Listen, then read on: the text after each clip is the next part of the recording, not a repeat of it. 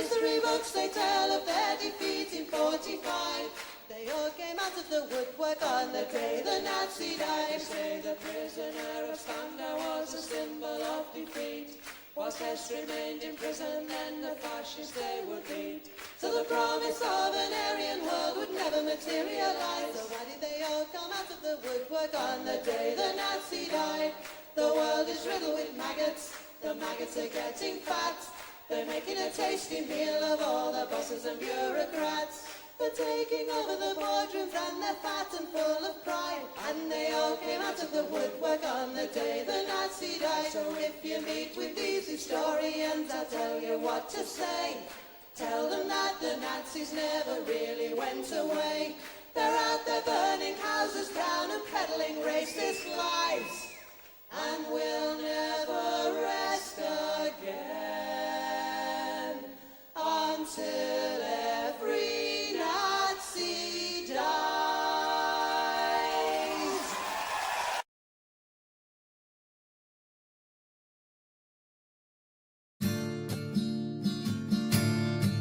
Woke up one morning and there were soldiers. Oh, bella ciao, bella ciao, bella ciao, ciao, ciao. Woke up one morning and there were soldiers. The invasion had begun. Lend me your shoulder, we'll stand together. Oh, bella ciao, bella ciao, bella ciao, ciao, ciao. Lend me your shoulder, we'll stand together. But I feel my time has come, and if I die here for the resistance, oh bella ciao, bella ciao, bella ciao, ciao, ciao. And if I die here for the resistance, you must lay me in my grave among the flowers upon the mountain. Oh bella ciao, bella ciao, bella ciao, ciao, ciao. Among the flowers upon the mountain, let me rest among the brave. Someday the people will pick the flowers.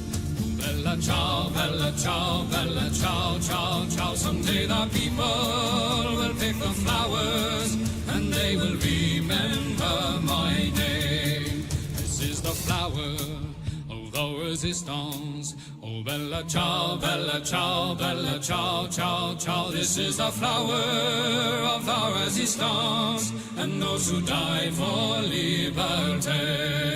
This is the flower of the resistance. Oh bella ciao, bella ciao, bella ciao, ciao, ciao. This is the flower of the resistance, and those who died for liberty. This is the flower of our resistance, and those who died for liberty.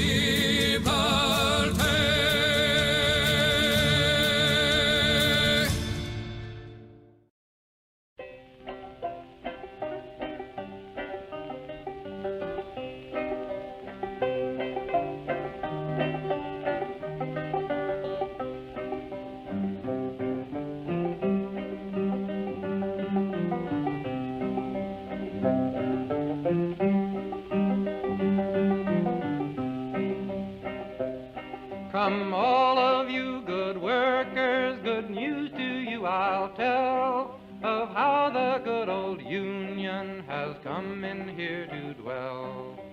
Which side are you on? Which side are you on?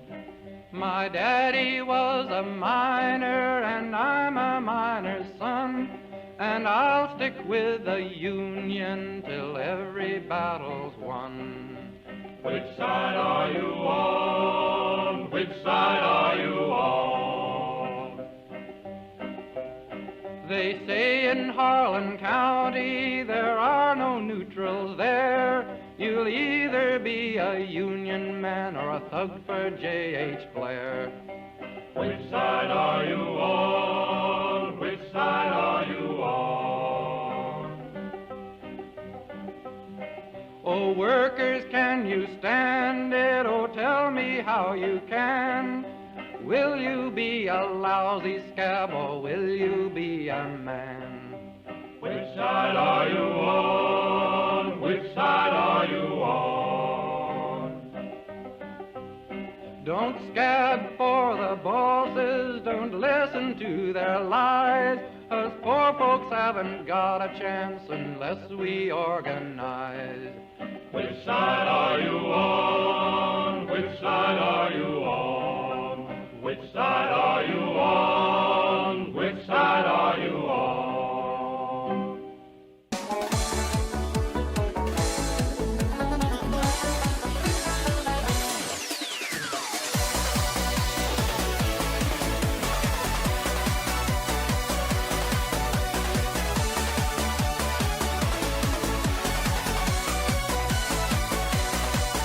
I was born in a Dublin street where the line runs to me, and the lovely English people walked all over us. And every single night when they tell come home tight, he'd invite the neighbours out with this chorus. Come out, you black and tans, come out and fight me like a man. Show your wife how you won medals down in Flanders. Tell her how the IRA made you run like hell. Hello there, hello there, hello there everybody. How are we all? I am sensationally well, I thank you for asking. How are we getting on? Are we well? I'm very well. What have we been up to today, chat? What have we been doing? Probably something weird, because, you know. What do you mean, what is that title screen? You know exactly what that is.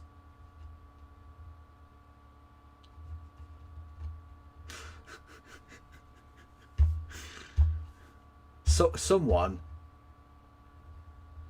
someone very kindly put a Peppa Pig title card creation thing online, and obviously the Kev went and did his thing. You're very welcome. Peppa fuck pig. True. Logan's runs. What if I have the shits, I suppose? Is that one? There, 255, thank you. Also, I like that you've put here 255 has reached a 3-stream streak. I think it's a bit more than 3. 255. I think you've been here a little bit longer than 3, if I'm entirely honest. Or did you miss one? I don't even know. Kevin Logan, the step on me mummy of streamers, basically. Yeah. Peppa Pig, nice. Kev is the top of the hour. Question. Well, suck my dick. Suck all of my dicks. Okay. My as yet indeterminate number of peni. Look, I've said it before and I'll say it again. I don't suffer with lateness. Lateness suffers with me.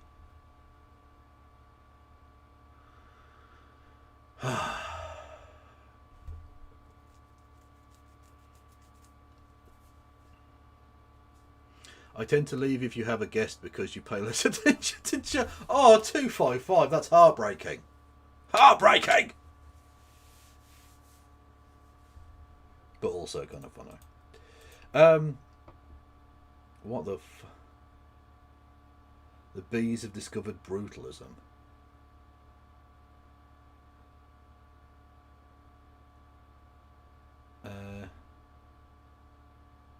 The bees are using concrete dust from the bags we have in there, and it is basically indestructible concrete bee fortress. That is truly terrifying. Thank you, Phantom. I didn't need to see that. Arsenal are shite and are bottling it, which is fun. For two main reasons. Firstly, Arsenal Football Club knowingly kept employing a rapist up until last season. And, of course, fired someone for tweeting out that genocide was bad. So I hope they lose. Cool.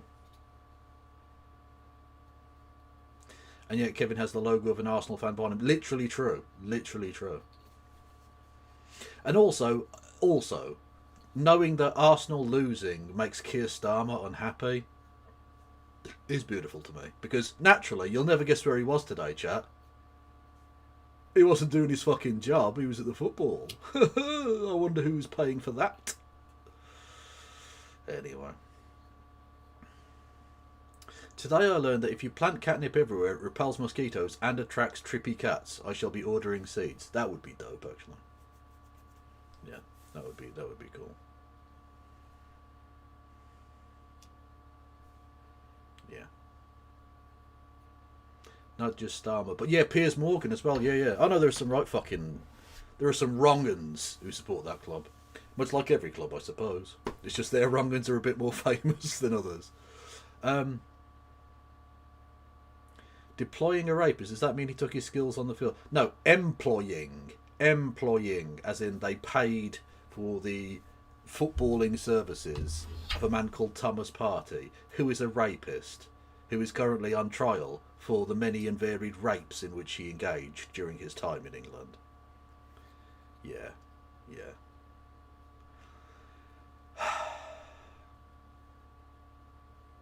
Anyway.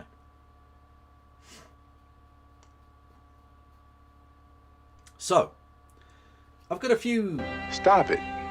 Get some help. I've got a few things for you, which we'll get to in a second.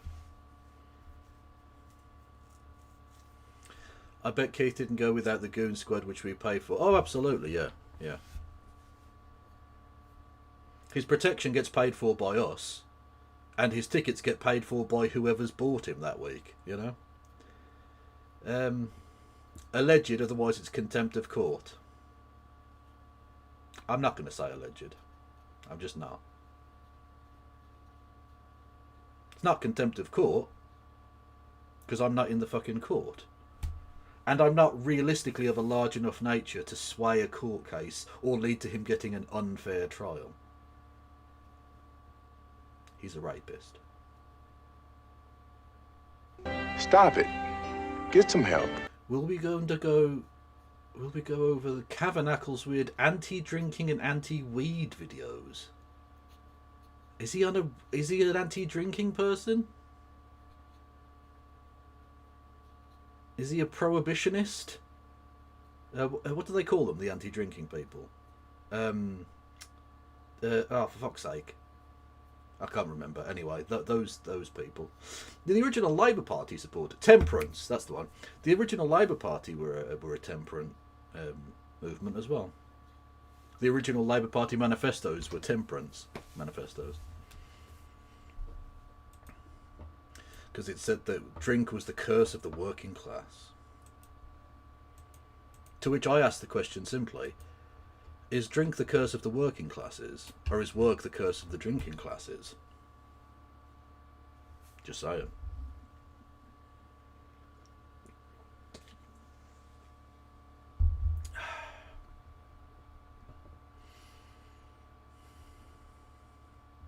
Anyway, I hadn't planned on going over Tabernacle stuff because I just wasn't. There was no reason, I just wasn't. But if we get round to it, I might, but probably not. Probably not. Why do I always lose my keys when I'm in a rush? Is it some kind of universal... I can't move, kitties. Go get help.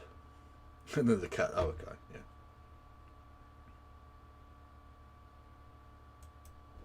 Yeah, cats will not help you. What is this nonsense? Male drinking culture is out of control. This needs to change. Okay. Maybe we'll take a look at that, but maybe not today. I don't know. Thank you to Dingus Van Sant for resubscribing. Pardon me. Oh, for 13 months, and you get a free burp. Gratis. Thank you, Brad, for resubscribing. 54 months with Prime is mental. Thank you. And thank you, Fuzzmos87. We're on a hype train. If we get to level 2 of the hype train, I will finger... who will I finger? Who would be an appropriate person to finger? I don't know. Chat suggestions. Dead fascists. The first person to answer gets the return of the sausages. Just checking for a kitty bonk. Thank you, I would Astorum, with 667 nature of the beast bitties. Not nature of the beast, number of the beast. Neighbour of the beast. Fuck's sake, Kev. Right. Update from the Straits of Hormuz, but actually fun. These are the watermelon seedlings I planted when I first arrived at the Strait of Hormuz last month. It's now April 5th, and I'm already enjoying the harvest. I'm still currently anchored at the Strait of Hormuz waiting. As you can see, there are still a vast number of ships anchored all around us. That one over there is a container ship that just arrived yesterday. Sometimes maybe good, sometimes The maybe sunset shit. today is exceptionally beautiful. Meanwhile, to keep the crew from getting bored, the captain continues to arrange for them to dance on the deck to ensure everyone stays in good spirits and maintains their mental well-being. These are the Sometimes maybe good, sometimes maybe shit. Well, that was a thing. Thank you. I wasn't going to show you the video. There was nothing particularly interesting on the video. You heard the pertinent information. Sometimes maybe good, sometimes maybe shit. Okay, that Gennaro, shut the fuck up, mate. You fucking minge. Right. Thank you for the thing, whoever it was. Andrew! Thank you. With 5 gifted memberships. Much love to you. Thank you. Anyway. Yes. Who said... Ernst Rom. Okay, I'm fingering Ernst Rom. Dead, gay, Nazi. 3 things that are all true about Ernst Rom. He is all of those things. Or indeed was, I suppose. He is an ex-Nazi. Therefore making him a good one, because they are the only kind of Nazi that are good. Clip that out of context. Anyway. Yes. If you wanted to continue the hype train, you can do so with bits and subs, super chats and all that shite. If you're on YouTube, likewise, you can do all of the things. Subscriptions, gift them to the community, fucking, what else? Super chats, those things, yeah. Yeah.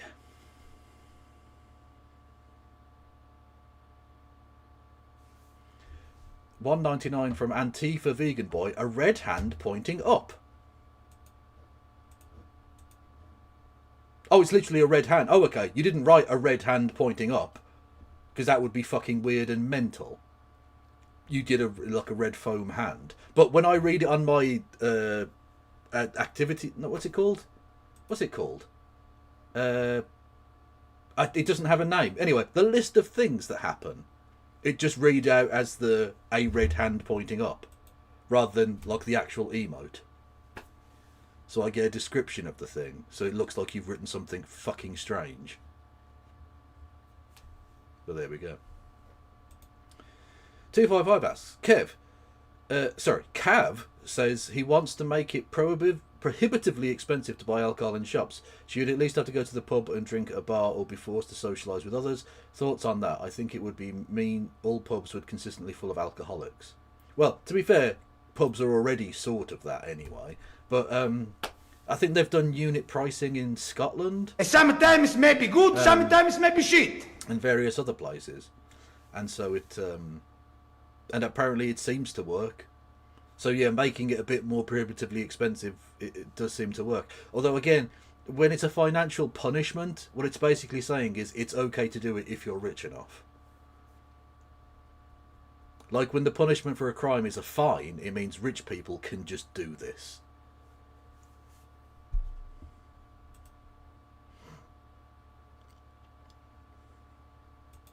Anyway. Activity feed. There we go. That's the word I was looking for. Thank you, the World End 66, for becoming a member on the YouTubes. Much love. Anyway, we're going to do some fucking content now. We are. I promise you. Right. So. Rather stupidly, chat. What's that? Minimum pricing can fuck up. Well, look, I don't know, right? I'm not claiming to be an expert on any of these things. I've just heard that the minimum pricing stuff works, but maybe it doesn't. Look, whatever. I'm not taking a position on that. Chat. Rather stupidly, I decided to dip into the world of Twitter. Something I haven't done for quite some time. All I ever do is go there to check my DMs. I don't ever actually go onto the feed because I have no interest in it. Now, of course, along with the right-wing slop that you get there was one particular post of right-wing slop that I wanted to sort of bring to everyone's attention.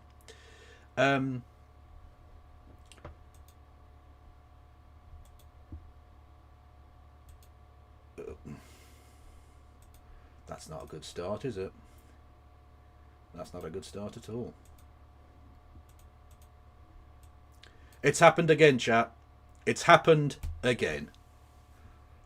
The Israeli army, surprise, surprise, has found a very conveniently located copy of Mein Kampf by noted Austrian author. That's all we're going to say about him for now. He's just an author.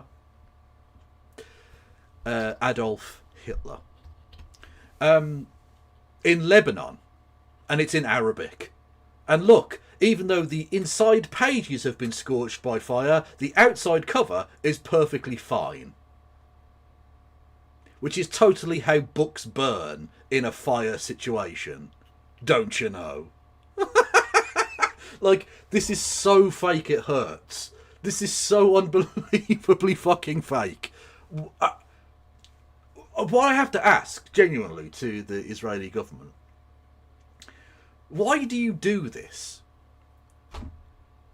Why do you keep, like, printing these fucking things and then trying to place them into places? Because, like, literally nobody, not a single fucking person on the earth thinks this is real. No one is convinced by this. This is not persuading anyone of your position. This is a waste of time, completely and utterly. What is the purpose of it? It's ridiculous. It's maddening. On top of the fact that it's also in defence of war crimes and stuff, which we'll get onto in a second.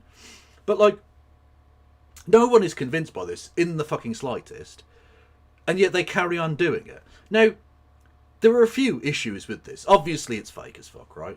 But let's say it wasn't fake, right? Let's say a person in Lebanon, a place that Israel is currently, war criming, one of its various neighbouring nations it's war criming currently. Let's say a person owned a copy of Mein Kampf. So what? Why would I give a fuck about that? Loads of people have owned a copy of There's copies of Mein Kampf in the fucking in the National Library in London. The Library of Congress in Washington DC has copies of it. It's a very important historical document. It's boring as fuck. It's terribly written, boring, rambling shit from a self-absorbed wanker. But it's an important historical document. In the same way that, like, any historically important person writing something down means that that document is imbued with importance historically and culturally and politically and so on and so forth. So they owned a copy of a book. That doesn't make them a Nazi. Like, if you read the Communist Manifesto, it doesn't make you a communist. If you read Harry Potter, it doesn't make you a fucking wizard, or indeed a massive violent transphobe. Correlation does not always equal causation, I'm just saying. So reading Mein Kampf does not make one a Nazi. Lots of people have read Mein Kampf. I have read Mein Kampf, and I am a lifelong anti-fascist. But let's go with it for a second, right? So it's fake, and it wouldn't matter if it weren't fake. But let's just go with it. Let's hypothetically grant this account here, right? Who is saying that IDF soldiers got a copy of Mein Kampf in Lebanon. Let's say that's true. Let's ignore the obvious fact that it isn't. But let's just say it's true. Let's say that did definitely happen. And we'll even grant, hypothetically, just for a second, that the ownership of that book means one is a terrible Nazi anti-Semite piece of shit. Even if we grant all of that absurd nonsense, it still doesn't take us one step closer to justifying the actions of the Israeli government, as this tweet implies. Because they literally say, for anyone still asking why Israel is operating there, this is your answer. I'm sorry, that one person, like, again, hypothetically, one person being a Nazi means you get to shell the fuck out of Beirut. Because one person is a Nazi. No, it's still a fucking massive war crime. You're still doing war crimes, you cunts. Stop fucking bombing people. It's actually not that difficult. I shan't be holding my breath, though, of course. lest I become yet another victim of Israel's ridiculous desire for there to be fucking war and never peace in that region.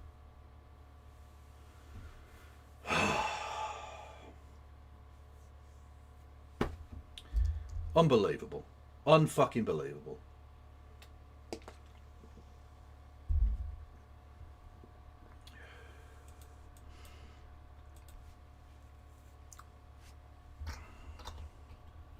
Thoughts, chat. Thoughts.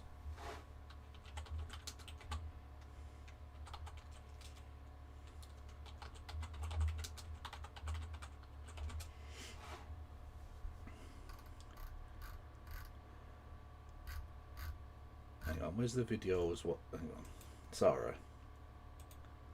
Sorry, chat. One moment. I'll be with you. We'll be with you shortly.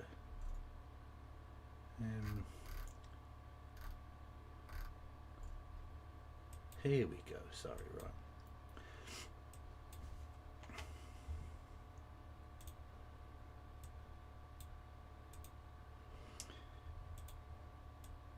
It happened again, chat.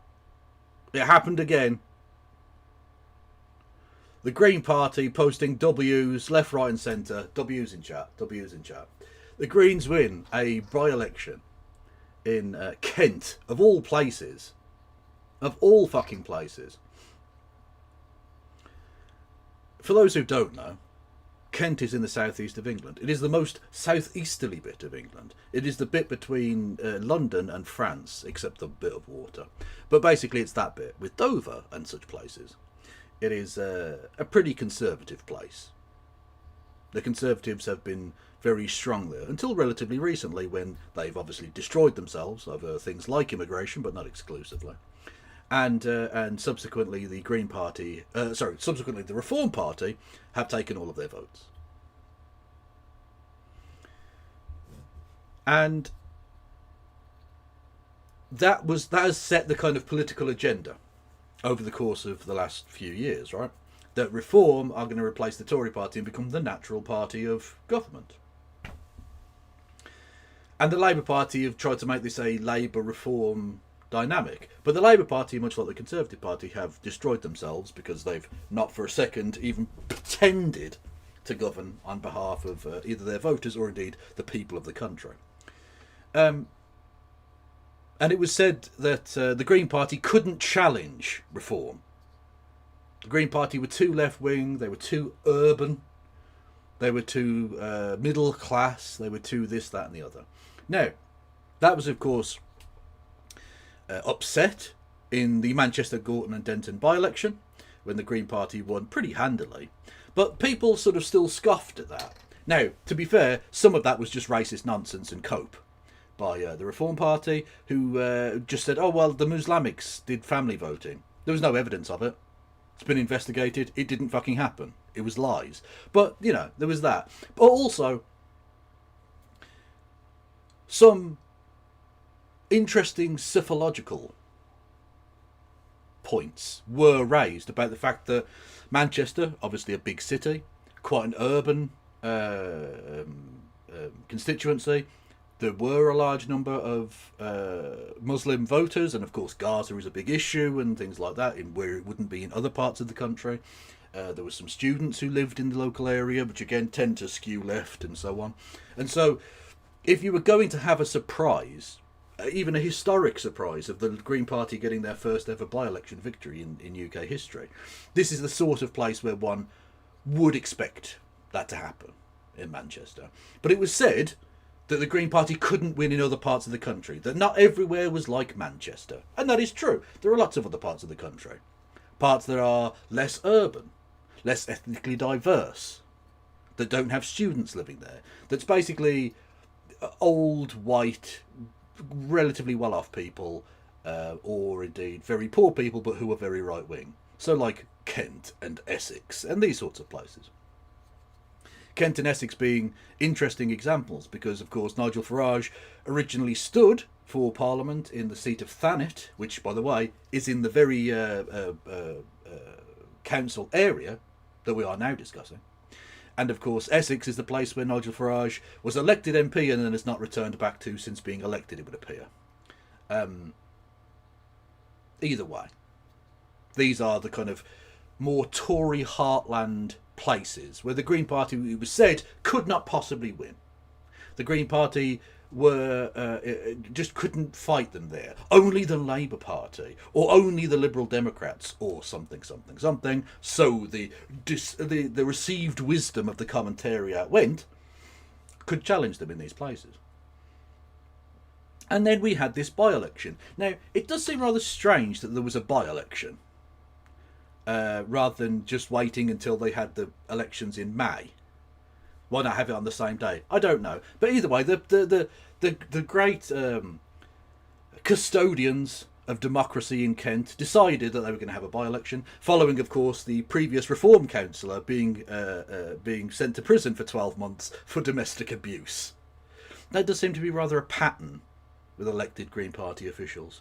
I wonder if there's something in that. Who knows? Anyway, there was a by-election. And so this was fought. And even though the seat was originally voted on 18 months ago, I believe, in which the Green Party came fourth, and quite a distant fourth, they won in Kent in a seat that contains Thanet, the place where Nigel Farage specifically carpet-bagged to stand originally to try and win a seat in Parliament, and came damn close to doing so when he was back with UKIP, 15 years ago or whatever it was. And even in this place, in Tory Middle England, they were able to garner the votes of the people and win an election with 39% of the vote, not dissimilar to the numbers they got in Manchester.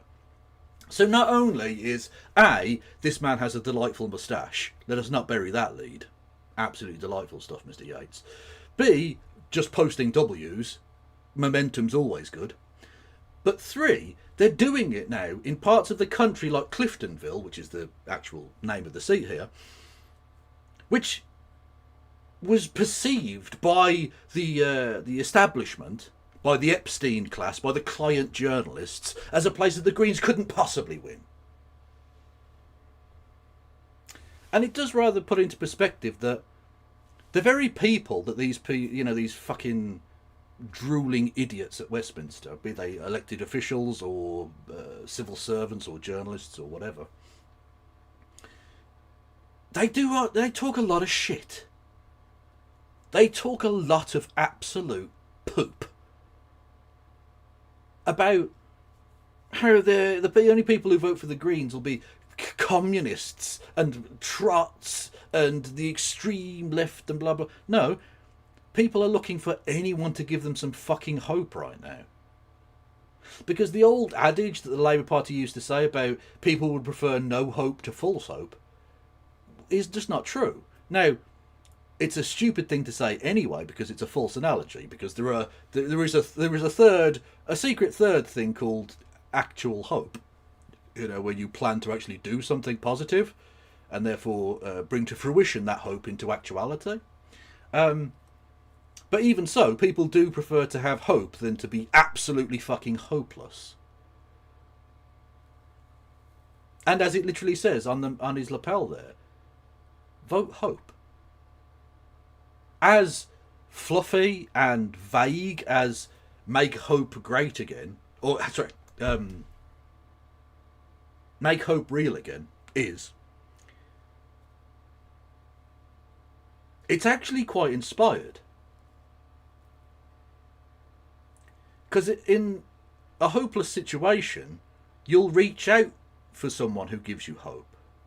Even if you're a traditional Tory voter in Kent, who doesn't even necessarily support huge amounts of the Green Party's policies. The fact that there are people actually talking to you and with you, about you, and not just at you, above your head. Sorry, make hope normal again. Apologies, my mind has gone fucking mad. You realise I don't really bring notes to the table. I go off the dome. Anyway, yeah, people want hope, and I'm going to draw a distinction now, because we're going to watch a very small intro to a clip. We're not going to watch the actual interview, because the interview is just Zach Polanski being based, and we're all aware of that. I don't need to show you that. But it's the opening question from the Sky journalist that I kind of want to analyse for a second. Because it says so much about the ruling class of Britain and what they've done to the actual people of this place.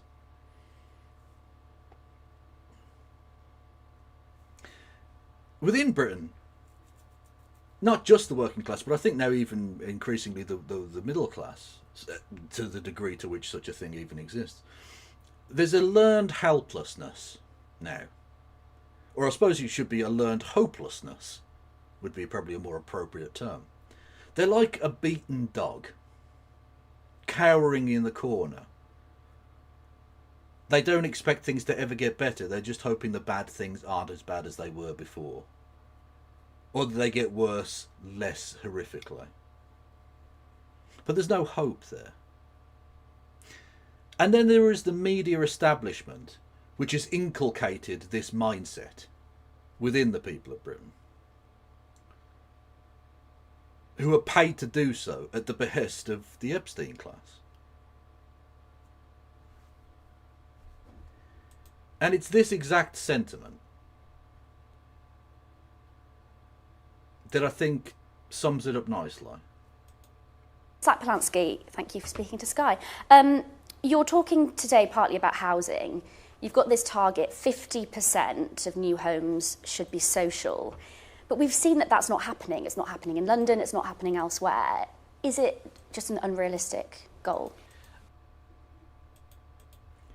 Is building houses an unrealistic goal? Is having social housing an unrealistic goal? Think of that. Think of that fucking question. Think of the framing there. How the fuck do you think we became a nation of 70 million fucking people if we never built houses? And not even houses, homes, apartments, tenements, fucking bungalows, whatever particular fucking thing is there. The Epstein class have paid generations of journalists to spew this bile into our discourse. And it is fucking bile. It is rancid. It is corrosive to the will of the people of the country. Because it frames this in a way that you cannot expect anything from the government. It is neoliberalism at its absolute fucking core. You can't expect the government to build houses or to do anything. That's unrealistic. What's realistic is that we just give money to corporations to build nuclear bombs and everyone else is in a fucking food bank. It translates to should we bother. In a way it does translate to that. But it goes beyond that. It's not just should we bother, it's don't bother. It's saying to the people of the country, don't fucking bother.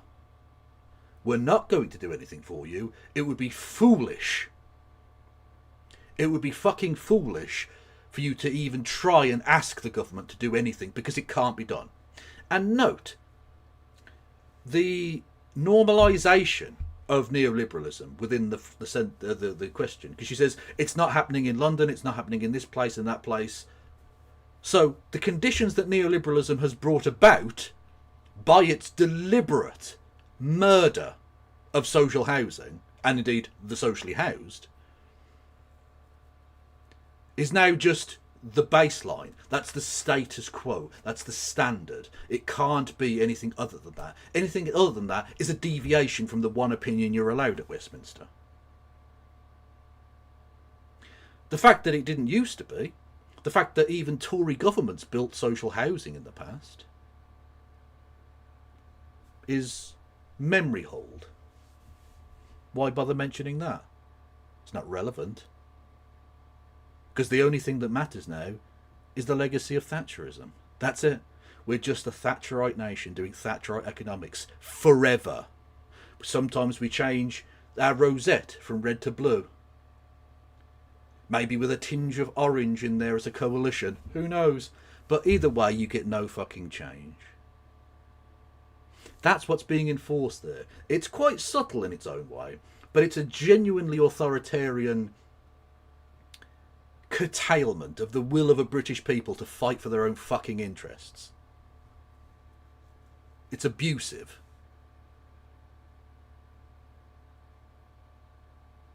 It's grotesque. And I don't know if this person is a public school wanker or not. She sounds like it, but they probably do elocution lessons and all that stuff. But either way, she's doing so at the behest of privately educated, moneyed interests. The class system has changed ever so slightly. But it's never been more entrenched than it currently is. They allow the occasional working class oik to rise through the ranks as a good kind of, as a bez, be it our current bez, or be it John Prescott back in the day, or John Reed, or whoever, right? There's the occasional bez amongst them. But the class system in Britain is really well entrenched, and it needs to be fucking destroyed. Root and branch, uprooted and destroyed. The country has such potential. The country has such fucking potential, and it is being held back by dickheads like this and the people that pay her to spew fucking shit. For their own selfish interests, of course.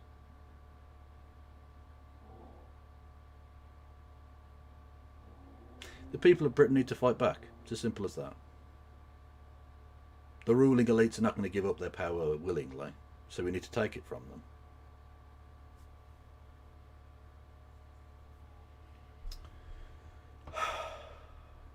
I'm glad I got that off my chest. I feel better now. I do feel better. You know what's going to make me feel not better is watching this smug prick. Oh, chat. Now, I briefly discussed the other day the Green Party's conference, their online conference.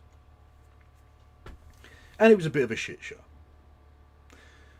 But that's it. It's not the end of the world. But to Bola Twat Man, apparently this constitutes Green Party meltdown. Conference chaos explained. Ugh, where is the hat? I can't fucking see it. I can't see it.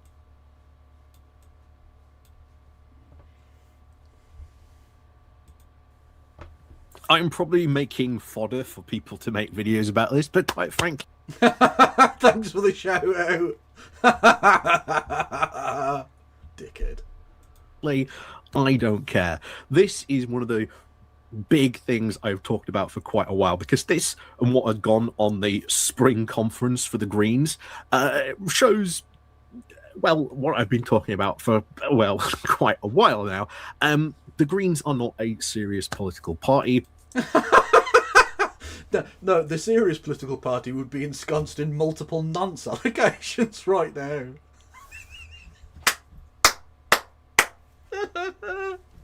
No, the serious political party would, of course, be U-turning on literally everything, including, did you see, they U-turned on the Chagos deal. Literally, they've gone full Kemi Badrabobs. They're ridiculous. And they're not even doing it because of the Tories, they're doing it because Trump rolled out the other side of the bed today and decided to tweet out the Chagos deal was bad, having previously said that the Chagos deal was good, because he doesn't know what a Chagos is, or even probably what a deal is. So a mentally dilapidated fascist tweets a thing out, and that sets British public policy now. Our foreign policy is not independent. We are not, in fact, a sovereign nation.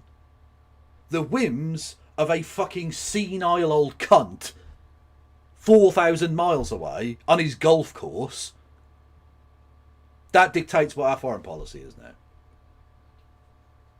Amazing. Amazing.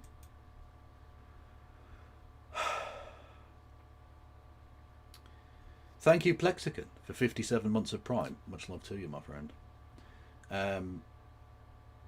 Thank you, everyone, for the hype train as well. Who did I... Oh, could have fingered Ernst Rum. I don't think Ernst Rum's that's the first time I've ever fingered him. I think I fingered him before. And why wouldn't I have? The ultimate, you know, the old thing about, was it, I don't support all gay people, some of you are dickheads thing? Yeah. Yeah. He's a dickhead. Sorry, was. Can we get some lols in chat for Ernst Rom being dead? It is still very funny. He was killed by Hitler. Which isn't so cool. Except, of course, the one person Hitler did kill, who it was cool to kill, was Hitler himself. So... They are very, very much open to, like... Oh, God. What?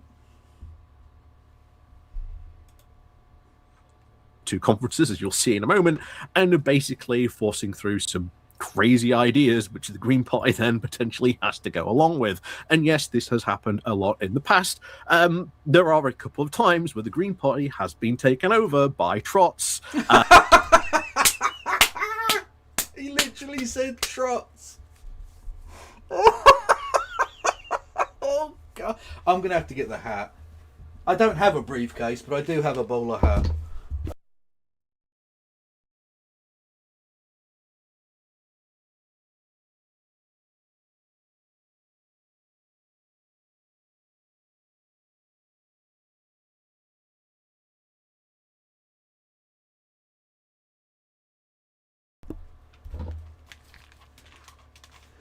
The trots. It's been taken over by trots. Everyone I don't like is a trot. Bowler Hat Man's Guide to Politics. They can try and deny it, but it has been. You know, this has been one of the core things, and it is a massive problem of the internal party politics is a mess. The Green Party is actually more factionalized than actually people realize, or even... Well, the Labour Party used to be faction. They used to have factions, and then the Keir Starmer and Morgan McSweeney destroyed any difference between any of them. Just saying. Want to admit the infighting when it starts, when it really truly begins, when it kicks off, just like this, will happen almost at a drop of a hat, and it is going to be something very, very... Oh, drop of a hat. I've dropped my hat. Interesting to see when it really kicks off, for sure. But let's go on and have a look into the green light. Now, I've said before, I do not agree with the green light stance and what... So, Green Light is an organisation with, well, that isn't actually within the Green Party anymore. They are a bunch of transphobic shithouses who got kicked out of the Green Party and are now like, oh, the identitarian left have taken over the... They're those people. They're on the outside screaming about, oh, let me be transphobic and also like plants. They're that people. And this is the group that he's praying in aid of here. With their amazing analysis, I'm sure.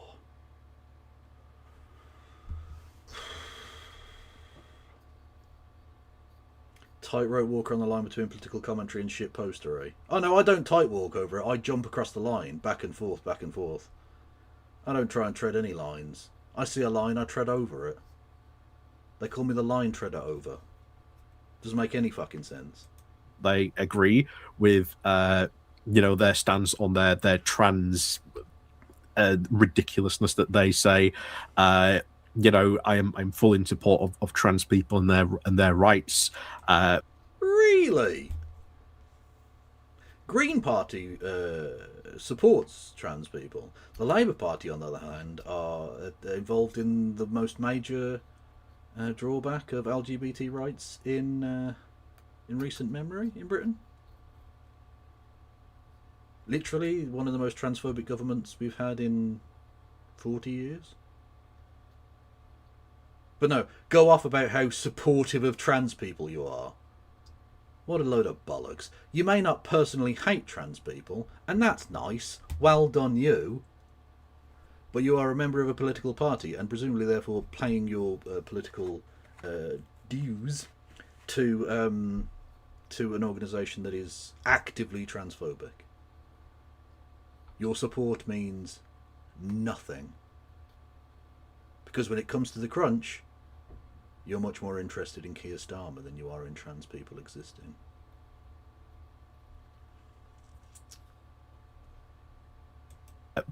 These people aren't, but the one thing about the Green Light you should know is that they are very, very well interconnected with people in high levels of the Green Party, and they dish a lot of very interesting inside information that doesn't tend to sort of get out there too much, but it is very...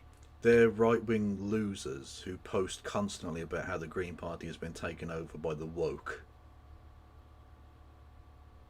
And this is the group you've gone to for your knowledge on this. Can we have a very, very tiny, sarcastically tiny round of applause in chat, please? Unbelievable. Thank you, Fuzzmoz, who says, Kev, just think of Bowler Hat's reaction when Labour get a kicking in Scotland and Wales and the England locals. Glorious. Indeed so. Indeed so. I will remember the smug twattery of this particular video as Labour rack up hundreds and hundreds of losses in how many days? About 25 days or something from now? Good times. Interesting to see when it does get out, and they are probably the primary source of a lot of leaks going on from the Green Party. But let's go on and have a look at what went on for their spring conference. So, the blame game to who was, of course, responsible for what went so disastrously wrong at the spring conference of the 2026 Green Party online conference has not been long in waiting. And, of course, a petition, now with a letter addressed to the Green Party leadership itself, is now already in circulation. The letter is calling now for a, quote, independent investigation into the conduct of the spring conference and the... Sorry, we've got to see how smug his face is. Look, it's a key part of the video experience.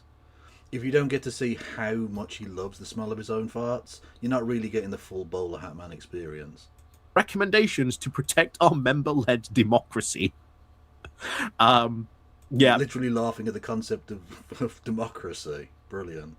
People were not happy with the fact that what went on at this conference, but ironically, again, if you know anything about the Green Party, what happened at this conference is the exact same thing that happened back in 2021 of the Green Party conference, where they tried to put a similar motion forward, and then of course they cried foul and they cried about it, but it didn't happen, it didn't work. Right, but they didn't even discuss it. If it's such a terrible thing, if it's such a crazy concept, he's talking of course about the motion, because he hasn't explained this so far. So brilliant is his political analysis. He's talking about the motion before conference that was Zionism is racism. So it's defining of Zionism as a form of racism, right? And there were, I think, some procedural things that weren't great, and some of the wording might not have been perfect, and blah blah blah. But they didn't even have the discussion. That was the problem. If it's such a crazy idea, why not have the discussion and show it to be silly? You know? It's just a thought. Thank you to Solly with 7 months, who says, so what did I miss? What BHM bitching about? He's bitching about ironically his bitchlessness, because he got no bitches on that time. But yeah, it just goes to show you, as you'll see in a moment, the Green Party is very, very open to being manipulated, taken over, and essentially if a small number of pressure group like forms and turns up, can force the Green Party into some very awkward positions, as you'll see. It's so amazing to me that he would dare with this shit. Literally, the Labour Party has been taken over by fucking Yum Yum and his friends, right? By fucking Yum Yum Mandelson and his friends. A small clique of far-right lunatics took over one of the main vehicles of working class power in Britain, and have now led them into a situation where they're actively supporting war crimes and genocide. And yet you want to say that's fine, and you'll be a member of that party, but that the Green Party having a bit of a technical fuck up at their conference is like a meltdown. Literally, he uses the phrase meltdown, all in caps, and a question mark, and an exclamation point. Amazing. Imagine if they had several noncing fucking scandals going on. What's worse than a meltdown? A super mega fuck-ton nuclear meltdown? Like what? See in a moment as well. Anyway, the Green Light can confirm, and again, the Green Light can confirm that 0.4 of the membership took part in this online spring conference. Okay. How many take part in Labour Party conference? Well, we don't know because you stopped fucking producing the actual membership numbers. So bad are they? All these new members coming in, and yet less than 1% of your membership bothers to take part in this conference. Okay, again, what percentage of Labour Party members go to conference? It's ridiculous. It's hardly an open case for democracy there, guys, is it? And okay, so literally you're just against democracy. Okay, look, just come out and say it then. Just come out and say you're against democracy. The concept of people deciding for themselves is bad, actually. And what you want is literally just a technocratic fucking authoritarian state where things get imposed upon you by apparatchiks in fucking Westminster. And then we can just dispense with all this pretense about wanting to win people's votes. Absolutely fucking embarrassing creature. Anyway, participants are, of course, all self-appointed with no mandate and, of course, no accountability to anyone. Again, even worse when you think about it on those terms. The vote, of course, count for the Standing Committee A1 report was, of course, amended and was 637 and, of course, 177 against. This, of course, can hardly, of course, be construed as an exercise in democracy.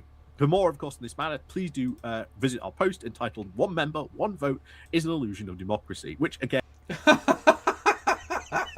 So literally just fascism. Cool, let's do that. Yeah, one member, one vote is terrible. What we need is... what? Just rich people deciding? Just the party leadership deciding?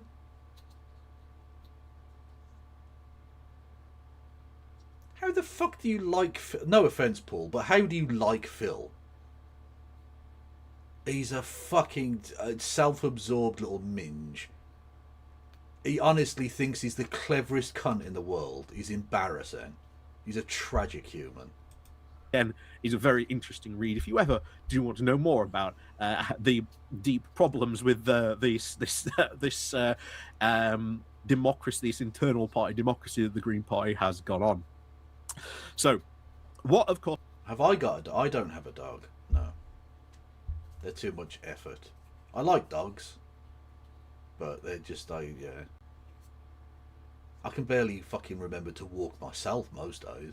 What's happened at the event on Saturday the 28th of March is, of course, most likely now to have very profound ideological and even constitutional consequences for our now eco-populist Green Party brand. The observers now at the Bournemouth conference, which saw now a record number of participants who were joined on the back of Zach Polanski's leadership and social media campaign, may not, of course, been aware of the now brewing power struggle between now the postmodernist new old guard and the very long-serving members. But this is now, just what has taken place, is now much more serious. It feels like a turning point that members, of course, of the Green Light team anticipated would happen when we got together and, of course, published our original mission statement over 3 years ago now. Yeah, when they were kicked out of the party for being transphobic. That, again, he's not mentioning that bit, but you know. Whilst, of course, the vast majority now of the younger new recruits will, of course, probably remain unaware of the gravity of the fallout of this conference, the cohort now of committed new members with political or even... Yeah, postmodernist. Yeah, they're literally like fucking Jordan Peterson, but more transphobic. Trade union experience soon will. And, of course, they talk about the mess that this is, and this is factional infighting at its best. This is what the Green Party is known for. This is what they always end up descending into. Okay, how come they're handing your ass to you then in elections? How come they've got more fucking members? Look, Labour Party, you're ground shit. You've got no fans. You want some? I'll give it to you. Like times, and they have like spats and fights over like the smallest things on this case. This has been their case for years in the Green Party. And when people, as I've said, start to see this, when scrutiny and like the media start to like pay a lot of attention, just as you know, as recently has been in Wales, where you had the Welsh leader was questioned and quizzed, like, oh yeah, you're going to put forward this manifesto promise, but how much is it actually going to cost when you're saying you're going to bring in all this other stuff as well? It's like, oh well, we're going to move some money around. You're going to move money around from where? In the NHS. Yeah, I'm sure this is definitely a perfectly accurate description of the interview that was given there, and that this isn't bad faith drivel from this mentally dilapidated fool.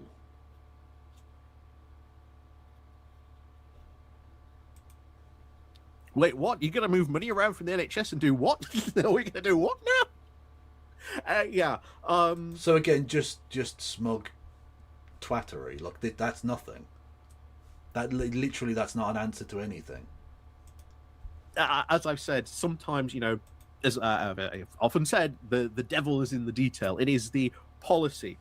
The headline might be good, but then what is, of course, in the detail of the policy that you want to do? How is it going to work?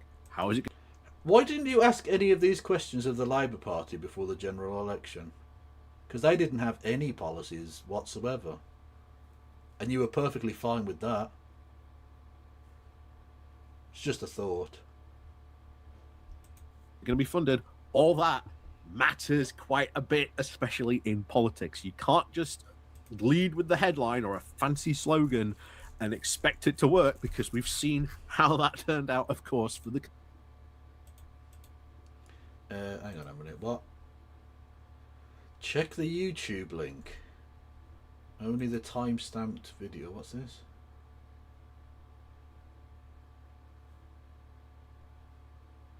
This better be worth it. It's taking ages to load.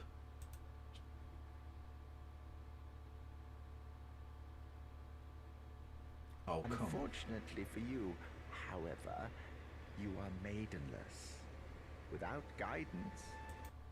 Okay, I presume that's aimed at Bowler Hatman and not me. I don't know. Thank you to Hideous Lemon, who says, why does every Tory/Reform voter look like a sentient fucking thumb? It's true. I've always thought of them more like a big toe. Or, you know, the aforementioned gammon. They do look like raw gammon. It has to be said. Conservatives, and of course we've seen how that is turning out for the reform in these local councils. Anyway, so back to this. And if, of course, when they do, members now who've opposed now the Identitarians' capture of the party and somehow now avoided, of course, being suspended or expelled, will, of course, now be hoping that they will, of course, join them and, of course, be the driving force that will now save the Green Party from its self-destruction. Alternatively... What self-destruction? They've never been more... Like, literally, they're talking like the party's, like, fucked. It's never been more relevant. It's never had more fucking membership. It's never had more money and campaigning abilities. It's about to win its fucking largest number of seats by far in the councils. What are you talking about? Self-destruction. They're posting W's on the fucking regular. They're winning in Manchester and Kent. And that's destruction. That's a meltdown, is it? Fucking hell. I can't wait to see your reaction to the actual meltdown when Labour lose all of their fucking seats in a few weeks. They may, of course, well wonder why on earth they have now joined such a dysfunctional organisation and then leave in droves as quickly now as they joined.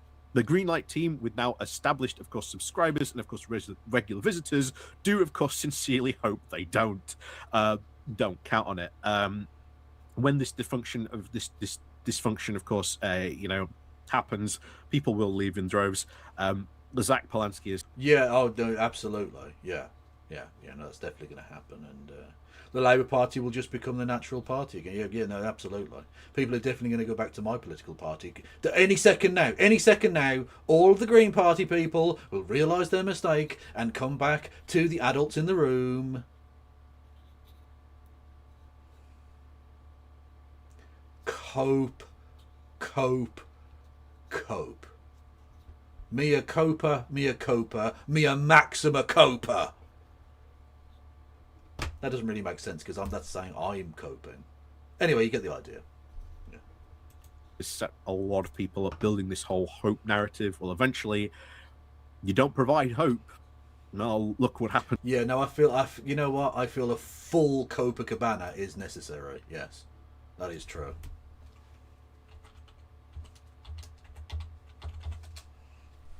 It has to happen.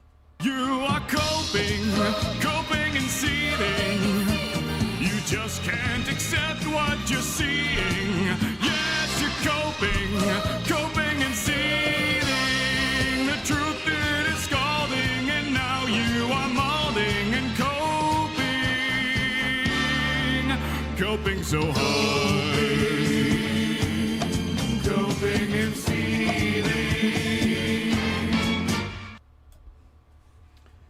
I think I've made my point. To Obama, how quickly his so reputation went on the left on a lot of that.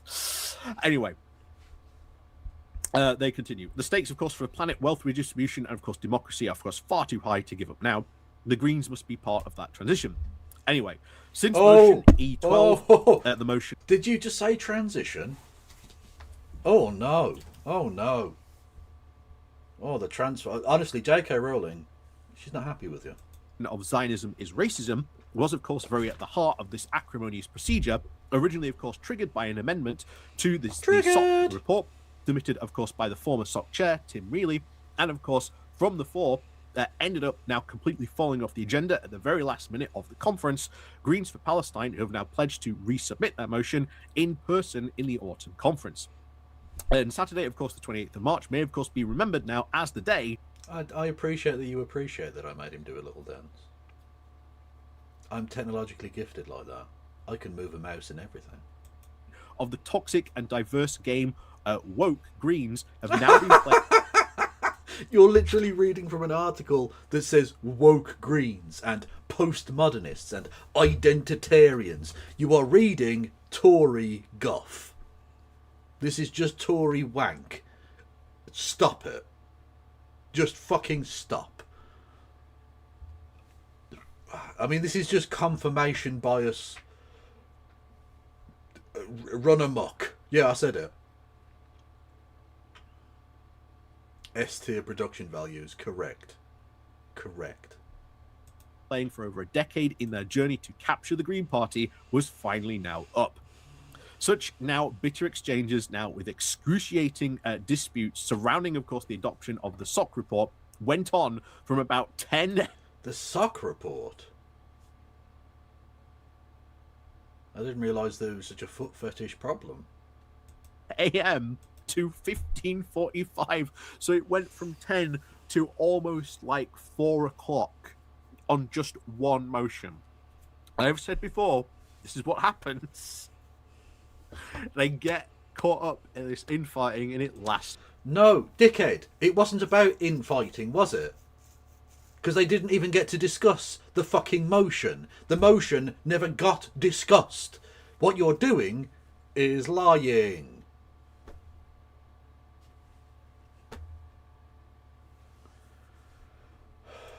For hours, and then nothing ends up being done.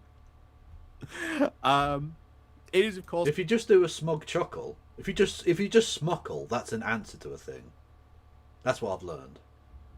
It's hardly, of course, surprising that new members will, of course, felt very frustrated.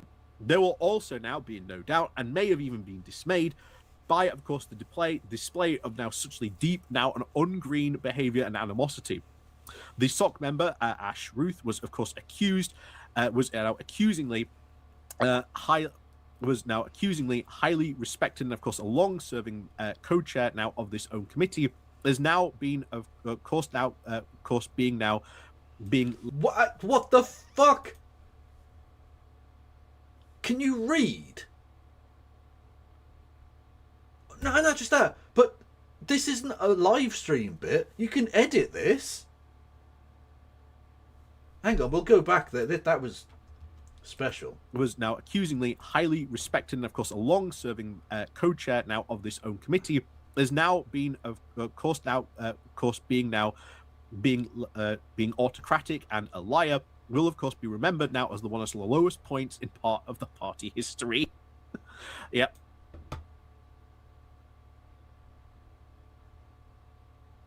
Maybe he did have a stroke, I don't know. That's right, if you don't pass our motion exactly the way we want it, well, then you're just being very autocratic and a liar. Or not allowing it to even be discussed is pretty wrong, actually. If you're going to have a membership-led thing and the members vote to have this thing discussed and then you don't discuss it, that's not very democratic, actually. Yep. This is factional infighting kicking off. And bear in mind, this is the exact same factional infighting that happened in your party as well over a very similar idea and motion. Gee, I wonder how history will be repeated in this case, right? I can't wait for the Labour Party to be absolutely annihilated, just to see the levels of pathetic cope this creature is going to come up with. This fucking mutant. This absolute basket weaver. This penguin. Anyway, the national, of course, press commenters covering the spring conference has, of course, very much focused on the title of the motion, Zionism is Racism, thus, of course, giving the impression that the Green Party... Wow, there you go. We're only halfway through the video and he's actually mentioned what he's talking about. Brilliant. Is anti-Semitic. The parallel, of course, with the demolition of Jeremy Corbyn's reputation now as an alleged anti-Semite is, of course, too close for comfort. Such allegations will now make, of course, life very difficult for hundreds of Green Party candidates now knocking on doors for the local elections. No, they won't. No, they won't. They literally won't. No.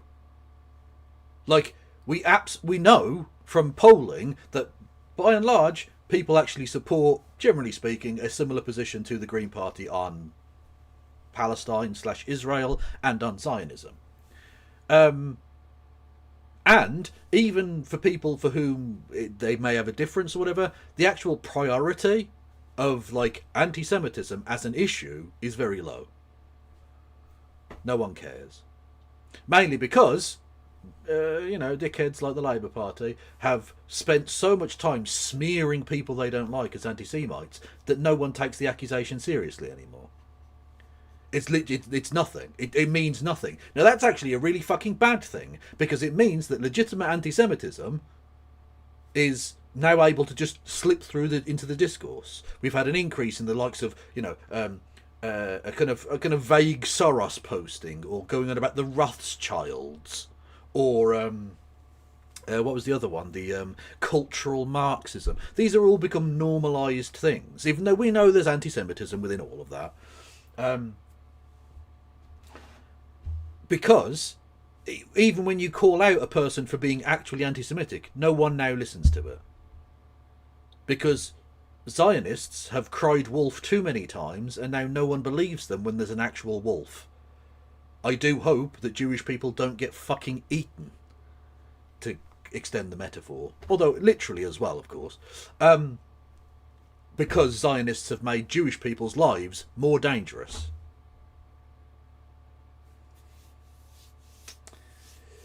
Are you doing Al-K with NJ tomorrow? If Laura Kunsberg is on, then yeah, I guess so. But we haven't discussed doing a show. But then we don't until quite late anyway. So, you know.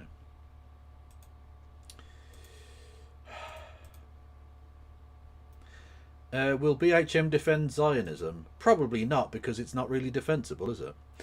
Thank you, Paul Oldspice, with 20 Canadian dollars. That could be a lot of money or not a lot of money. I don't know what a Canadian dollar is. Well, it's a dollar in Canada, but I mean, I don't know what it means in real money. I am finding myself a liking Phil Morehouse. Well, correct. Honestly, you should... I call it a poor taste tax. If you like shit, you should give me money for creating things that are low quality but not shit. Okay? Does Phil Morehouse have a fucking a top hat? Not top hat, bowler hat? No, he fucking doesn't. Fanny. The fact, of course, however, is that the title of the motion was a huge detractor, as there is no agreed definition of Zionism within the Green Party. Might be a bit of a problem there if you can't even agree on a definition for what your motion is. No, time out, Home Slice. What you've done there is what's called a conflation, because it said in the article, and even if we accept that the article is correct here, that there was no definition within the political party on what Zionism is, which is obviously true, because there are lots of different types of Zionists. For instance, there are liberal Zionists, there are more kind of culturally Zionist people who don't even really analyse it very strongly at all, but they associate themselves with it because it's sort of seen as a part of Jewish culture in certain parts of the world. And then they're obviously right the way through to like your fucking Ben Gavir fucking hanging Palestinians and having a wank, type people.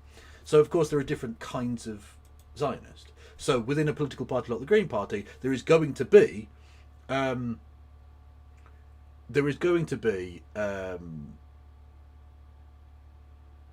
do you call it? Sorry, there's going to be a plethora of ideas about what the definition would be. But what you then did was change it to, if you can't agree on the definition for your motion, which isn't true. They did define it in the motion.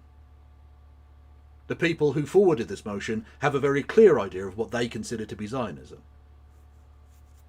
So you're just talking shit, basically. Thank you, Antifa Vegan Boy. Poop with a face? What? Oh, it's a fucking emo again. Oh, for fuck's sake. Okay. A pile of poop with a face. Again, I thought you'd gone mad. But no, you've actually just put an emo, which is a pile of poop with a face. It's a good description, to be fair. It does what it says on the tin. Except it's not a tin. It's poo. You can quote me on that.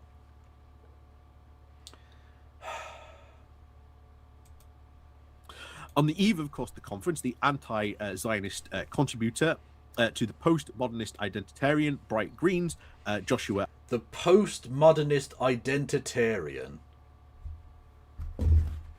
Kill me.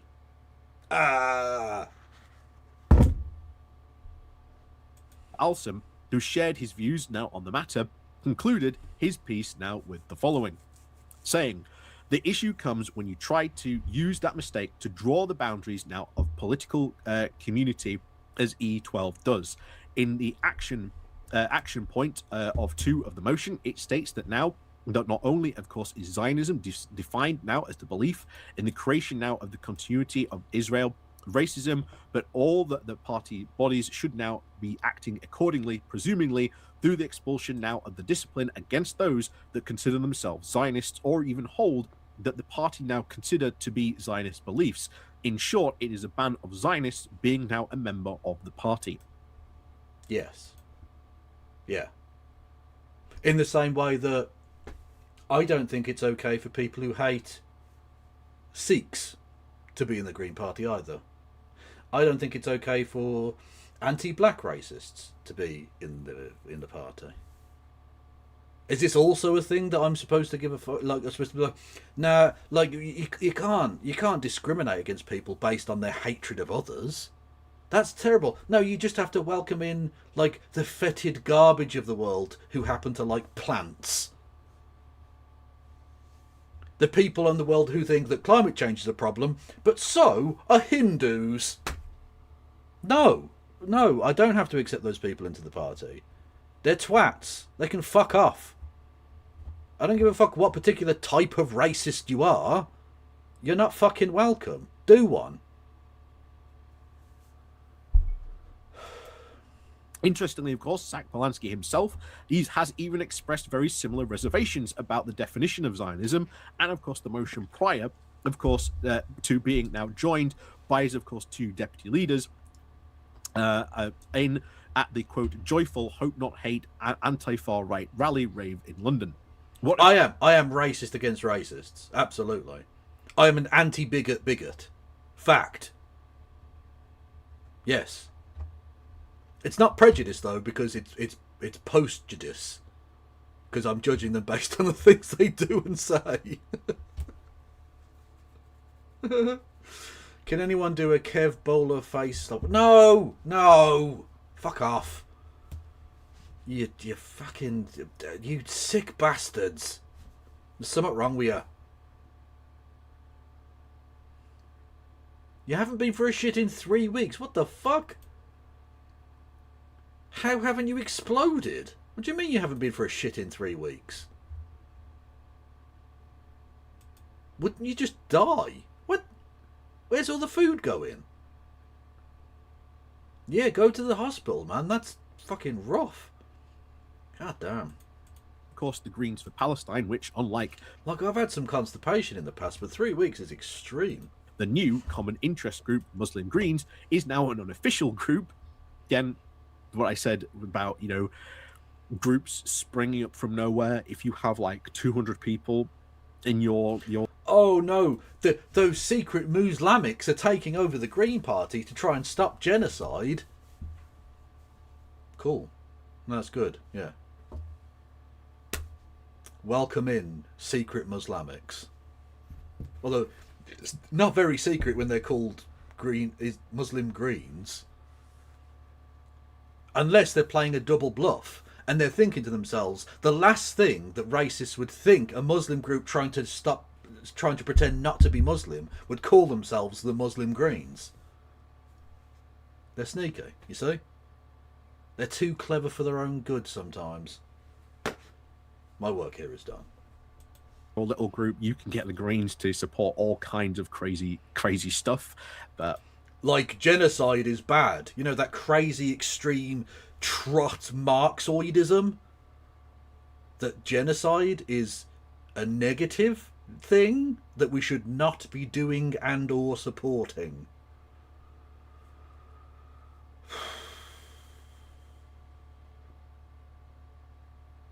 It was common for people at sea to go weeks without shitting. Is that a... what? That, well, I don't know, maybe my guts are just... Look, mate, skill issue. Learn to poo. Hey, hello, Cymru, how are you? There you go. There, of course, aiming for was, of course, not so much to actually nail down whether Zionism is racism or not, but to actually overturn the Green Party's long-established 2 states and, of course, UN-backed solution to resolve the tragedy of the Palestinian people. Wow, the UN-backed solution. You know that body, the United Nations, that can never get anything fucking done and are absolutely toothless. The most useless waste of fucking time in the world. That organisation. Well, if they say it, well, it must be true. We must absolutely support that body's fantastic work in stopping the genocide. Fucking hell. Left with no state to call their own since 1948. So this is what a lot of people haven't understood about this motion. That this motion was basically saying the Greens should no longer back the 2-state solution. Okay, but like, explain to me how exactly the 2-state solution is even possible. anymore. Sometimes may be good, sometimes may be shit. Very true, Gennaro. It's not even a possibility. They literally moved their embassy to fucking Jerusalem. Like, they've taken so much of the land now and destroyed all of Gaza, basically. Like, it's not... Like, in theory, the idea of there being a two-state solution, there was originally a roadmap to peace. Who remembers that? Yeah, that would have been fine 20 years ago. But I'm going to put forward a piece of analysis here. The two-state solution, or more precisely, the desperate clinging on to the two-state solution, is not just cope, although it is that as well. It's a safety blanket for soft Zionism, right? Soft Zionists, people who are happy for the British government to kind of deal with that over there, and then they just don't look at it. They've got kind of blinkers on about it. They don't really... I don't like talking about it. It's contentious. Those people, of which so many in the British establishment, cling desperately to the two-state solution because it's easy. It's not practical. In fact, I would argue now it's not possible. And the Israeli government have shown they are absolutely not in any way contemplating ever having a two-state solution. They've shown that by their actions over the course of, well, decades, but especially the last few years. But for Westerners who want to cling to the idea of the two-state solution because it's the easy thing, it's saying, like, in an ideal world, okay, they each get a state and they're both right, then they live in peace and harmony and everything, blah, blah, blah, blah, blah. And it's just a safety blanket. It's a political safety blanket. It makes a very difficult situation geostrategically. Obviously, it's not difficult in the sense that Israel needs to stop killing people. I mean, from the perspective of, like, the British government, geostrategically, that's a difficult thing, because what do you even fucking do? Like, how can we actually stop that from happening? I'm not sure we can. You can hold out the hope of, well, in theory, we support the two-state solution, so we don't need to think about it any further than that. The fact that they all know that the two-state solution isn't possible is irrelevant. In fact, actually, that's a selling point in their own mental machinations, because it means they're never going to have to actually do anything about it. They just say, we support a two-state solution, and then move away from the topic as quickly as they can. Because it doesn't involve them having to do anything about a difficult, serious topic. They can just avoid the question. It's essentially a way of shutting down the discussion. I support two states, and if you don't support two states, you're probably a racist. Boom. Done.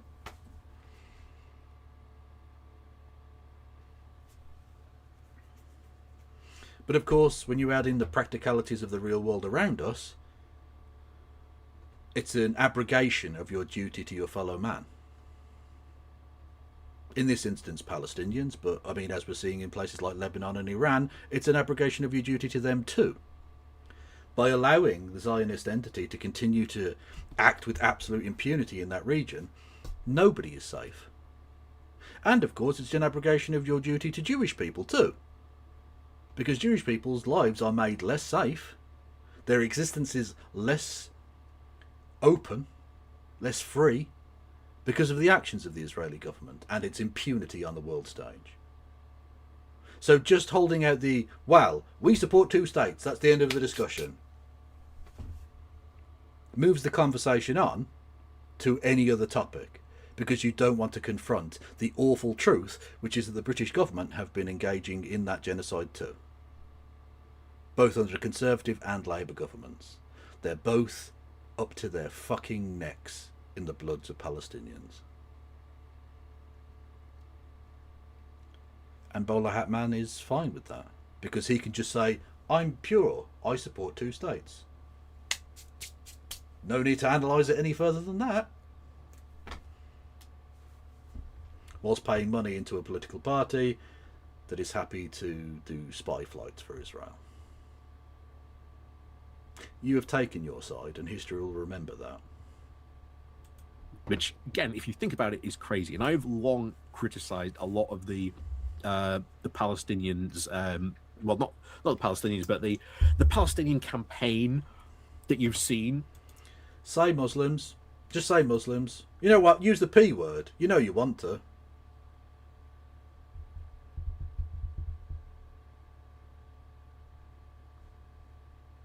Go on.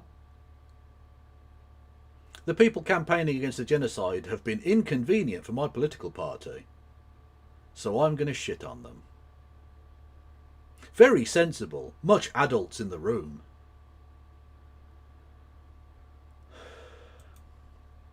Because the what you should be calling for, guys, is the two-state solution, the reinstitution, the following of the two-state solution. Okay, but that isn't possible. That's like saying what you should really be doing is calling for the reintroduction of last week. It's gone. That's not possible. Time moves on, friend. It's happened. It's gone. It's that you are calling for a thing that cannot be now. Should we also try and reinstitute the fucking Roman Empire? How about the Songhai? How about the Aztecs? Like, it's bollocks. These things have gone. The two-state solution is no more. It has ceased to be. It has gone to meet its creator. This is an ex-peace plan. Pining for the fjords? Mandate that is already there that will help you to solve the problem.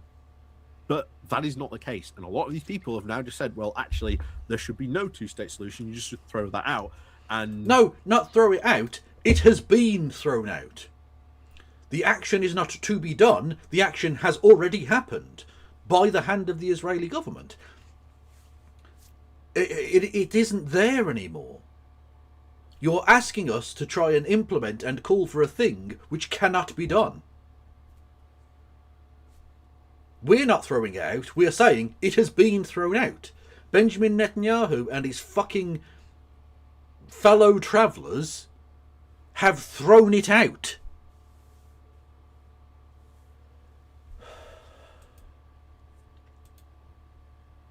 What? You've got to remember, internationally... Literally, he's doing the... Oh, it's beautiful plumage.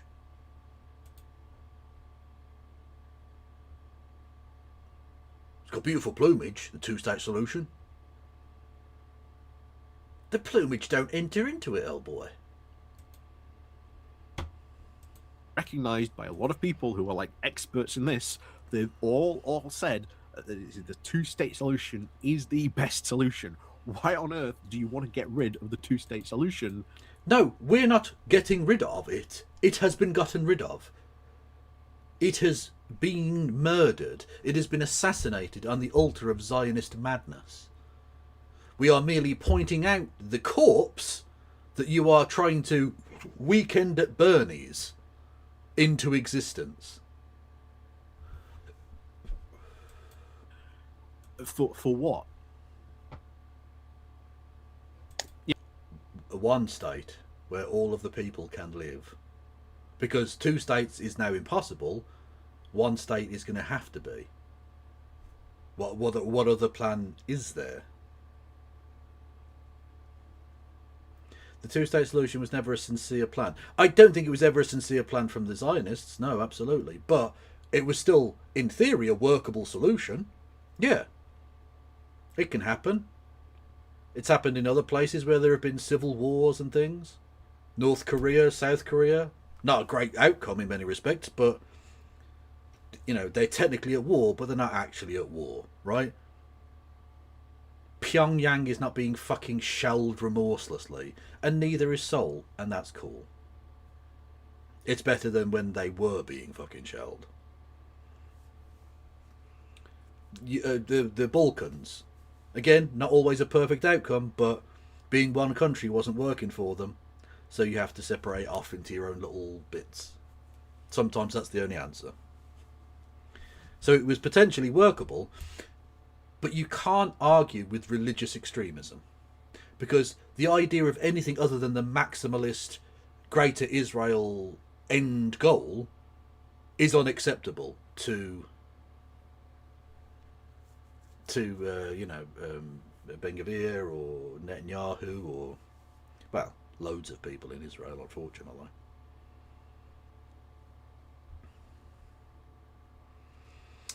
Belfast and Dublin, well, considering that never really did quieten down, I don't know that that's a great example.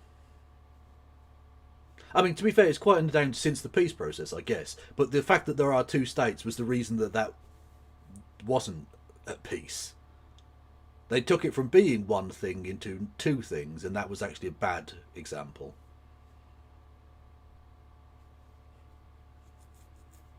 But I don't know. At this point, maybe, it could be said, given the orange terror that would be reaped upon the world should reunification ever take place, maybe this is the most peaceful that place can be given the dynamics we have. I don't know. I don't support the status quo, but it could be that that is the most peaceful thing you can now do. Which is a grim thought. Maybe don't colonise places. Maybe don't take people who are of a certain religious perspective and purposely place them there to try and outbreed the local population. Maybe don't do that. It doesn't go well. Imperialism, a controversial point from a leftist here, imperialism is actually bad. The repercussions of it are almost exclusively bad in the long run. Don't fucking do it. You know, it's... You're going to throw it away and then start promoting what exactly? A one-state solution. From the river to the sea, bitch. Because the two-state solution has a lot of policy. It is more than just the fact that, there's going to be an Israeli state, there's going to be a Palestinian state. There's a lot more to it in that. Yeah, there's a lot of policy that Israel are never going to do. Never, ever, ever going to do. So, it doesn't matter. Oh, we've got a fantastically detailed plan that's never going to come to fruition, so who fucking cares?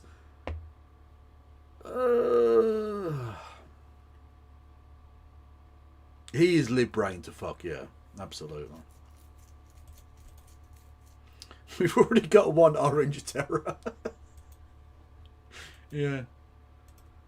And honestly, the Orange Order and the Orange Menace in Washington have similarities in terms of their stupidity and reactionary filth. And they're nonces. So that's, there are connections there, definitely. There's things about reconciliation, like permanent peace, Dickhead, listen to yourself. Israel is bombing how many countries right now? It's breaking a ceasefire agreement whilst the parties, including the fucking... not deputy, what's he called? The vice president of America, couch fucker himself, is in Pakistan... negotiating and shit. And Israel is breaking the fucking ceasefire as we talk. And you want to talk about permanent peace? What the fuck are you talking about? Israel has shown it will never ever accept peace in that region because peace doesn't suit the Zionist end. You can't take over anyone's land fucking peacefully. It doesn't happen. They need there to be instability and war so that they can take land, including the land they've already announced that they're going to be keeping from South Lebanon.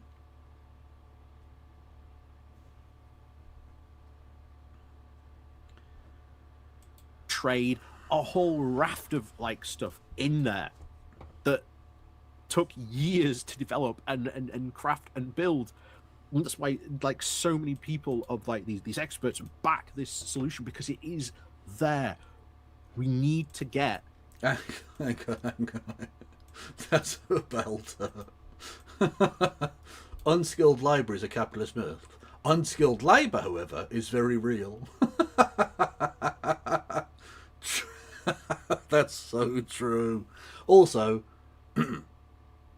you've used both the correct and incorrect spelling of the word labour in that tweet. As you do. As you do. The states to actually start to follow it. Otherwise, what other like thing do you suggest that should be put forward that is, you know, as comprehensive as the two-state solution? As comprehensive and impossible. You can have as comprehensive a plan as you want for growing wings and learning to fly. You can have a fantastically comprehensive plan. It ain't gonna fucking happen, is it? So it doesn't matter how detailed it is. It's a detailed fantasy. It's a detailed fucking mirage. Not Nigel Mirage, that's a different thing. It's not going to happen. Please stop. I don't know what else to tell you. Because so far, I've seen nothing on that line that has been at least comprehensive as the two-state solution. Anyway, back to this. As, of course, advised by the SOC chair, Martin Hemingway, had E12, of course, been approved, the current policy would now have been indeed superseded. And even a couple of members from... Yeah. If the members of the party vote for a different policy, then their policy changes. Wow, crazy stuff. It's called democracy. Welcome. You'll actually find it's quite fun when you get into it. From the eco-socialist wing of the party, who even understood that the party could, of course... And as we learned the other day, eco-socialism is actually fascism. Or something. Hold two contradictory policies did, of course, call for more time to allow for debate. But the supporters now of Greens of Palestine, who had, of course, joined this conference... Oh, you didn't just do a Kushner-Cushin joke. Oh my god, you fucking mutant. What is this? Yeah, exactly. He's trying to make fetch a thing, and fetch. A two-state fetch is not going to happen. Any solution has to be imposed on the Zionists. Well, basically, yeah. Any world plan for actual peace in that region has to have the Zionists, like, metaphorically clamped. Although in many cases they need to be clamped in fucking prison at The Hague, but that's a different matter. With the sole purpose of seeing their motion approved, would have none of it. Many, of course, joined the Greens, mainly because of the horrors currently going on in the genocide in Gaza, and, of course, Polanski's support of the Palestinian cause, and, of course, probably not much for else besides this. So, basically, single-issue people flooded the Green Party for this. Well, according to these dickheads, yeah. But, I mean, they're just transphobic rightoids. Who cares? Doesn't surprise me on that number, to be... Wow, confirmation bias a go-go. Be honest. Anyway, it continues. We, of course, understand the concerns now that have been expressed from a number of the regions who have now echoed from this within the leadership team themselves about the entryism now from other far-left organisations and Islamists since the Islamists, just slip that in there. Not going to question that. No, just a cheeky bit of Islamophobia. Just put in there. Just, you know. Don't pull them up on that though, Bowler Hat Man. Just continue to be an Islamophobe and lose the Muslim vote completely. Yeah, go for it, Labour. Enjoy. You pricks. Leadership election campaign. Judging now by the ungreen conduct of some of the members at the ungreen. Can I just, like, do you not question the seriousness with which these people are operating when they use phrases like ungreen behaviour? What the fuck does that mean? Ungreen behaviour? What, they go around making the world warmer? Punching a fucking polar bear to death? What is ungreen behaviour? Well, I purposely drive a pickup truck, just because I want to. Like, what are you suggesting is ungreen behaviour?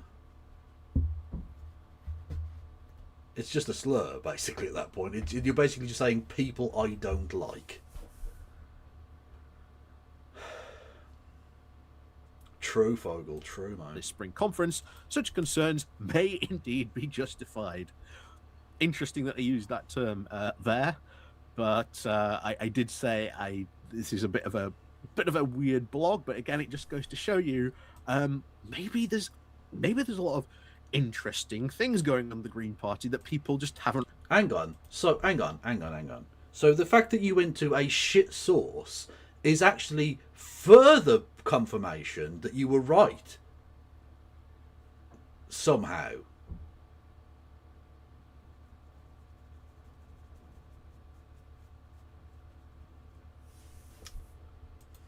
Really admitted yet within the Green Party, but there you go on that one. Should, of course, now this very same motion, of course, be resubmitted to the autumn conference in Brighton, and of course, assuming Polanski will, of course, be re-elected as leader before then, the question is, will he take this to the stage to now speak against the motion? Now, that would be either very brave and committing harikiri, whichever way Zach chooses to go, his stance will be very much a major turning point for the future of the party. There's no doubt, by the way, that the fact that he decided to go to the Libfest march in London, which I say Libfest, that's unfair. Lots of people on that march were good anti-fascists, but there was lots of Lib shit going on as well. Anyway, the fact that he went to that march and didn't go to the conference, I think was almost entirely down to the fact that he doesn't want to take a stance on this. He'd rather this motion just didn't happen. Not that he necessarily even disagrees with it, but he realises that politically, like the media will attack him for it. It's more trouble than it's worth, I suppose, is the calculation. Which isn't great, but I can see where it's coming from, but, you know, whatever. So, what is, of course, motion E12 actually calling for as per its synopsis? So, this is what the synopsis of the motion is. The motion defines Zionism and recognizes its continued harm now to Palestinians, and of course seeks to clarify that the Green Party is opposed to Zionism. It further affirms the right now to self-determination and of course the liberation of the Palestinian people, and supports the establishment of a single democratic Palestinian state in all of historic Palestine. Okay. So essentially at that point, it is calling for a one-state solution. Now here's the problem. You see this, what they've asked for here, the right for self-determination and of course liberation. Well, now if you suddenly have a one-state solution, what then do you do with the non-Palestinian population? Well, those who stole houses and land need to give it back. That's true. But other than that, like, nothing. That they can still live there. That's fine. Like, what do you like? What's your answer here? Or what's your question even? Like, it's, yeah. If you're essentially saying that this is a call for what, the ethnic cleansing of Jewish people, because you're an underhanded little prick.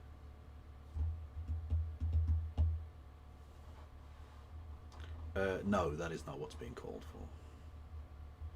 And it's deeply cynical for you to insinuate otherwise. Because they are there. They're not going to go anywhere else. Unless, you know, you want to start a civil war again. Again, so he's literally just saying it. Brilliant. He's not even insinuating it. This is tripe. Even by your standards, this is fucking rubbish. In now this new state that you create, how are you also going to guarantee that maybe, you know, the very hard-line Palestinian factions aren't going to start, you know, punishing, you know, the shall we say, non-Palestinian people in their state?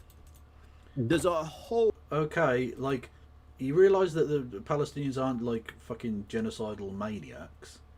Most of them won't ever put up with that. They just want to be left alone in peace.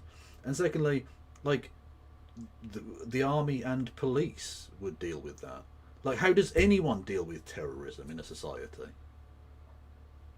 Like, and not just that, but we're supposed to be here, like, caring about what the feelings of Zionists. Like, essentially, this is the equivalent of the old pro-slavery argument of, well, even if we accept that slavery is bad, we can't stop doing slavery now because the slaves will kill us. And then, you know, eventually when slavery stops, that doesn't happen. Because people aren't fucking maniacs.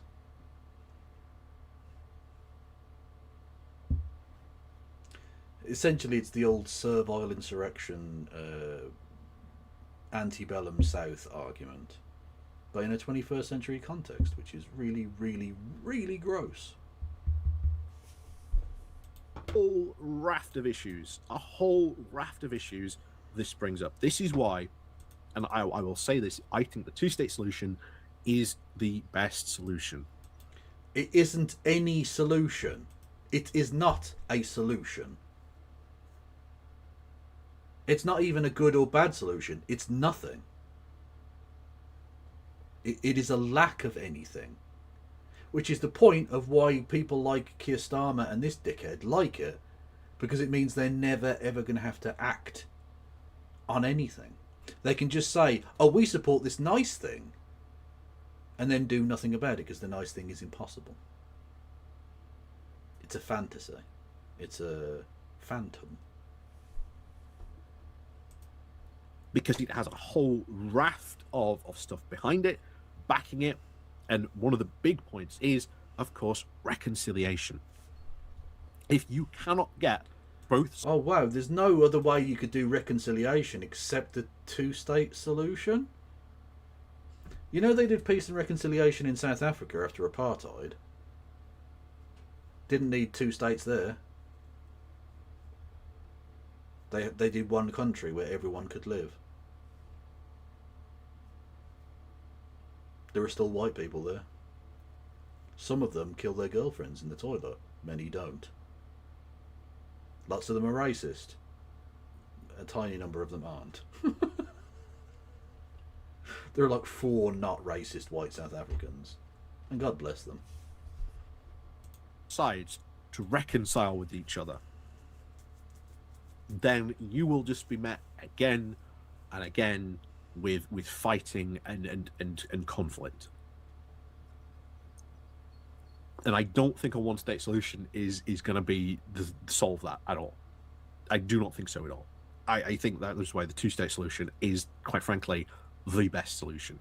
I think the fact that you now have it isn't anything them calling for this, which would have put again the Green Party in a very awkward position.